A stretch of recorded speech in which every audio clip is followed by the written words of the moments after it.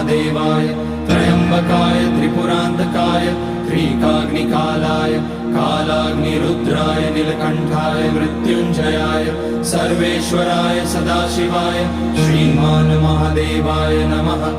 ओम नमः शंभवाय च मयोभवाय च नमः शंकराय च मयस्कराय च नमः शिवाय च शिवतराय च। ओम त्र्यंबकं यजामहे सुगंधिं पुष्टिवर्धनम् उर्वारुकमिव बन्धनान् मृत्योर्मुक्ष्यमामृतात्। नागेन्द्रहाराय त्रिलोचनाय भस्मांगराय महेश्वराय नित्याय शुद्धाय दिगंबराय तस्मै नकाराय नमः शिवाय।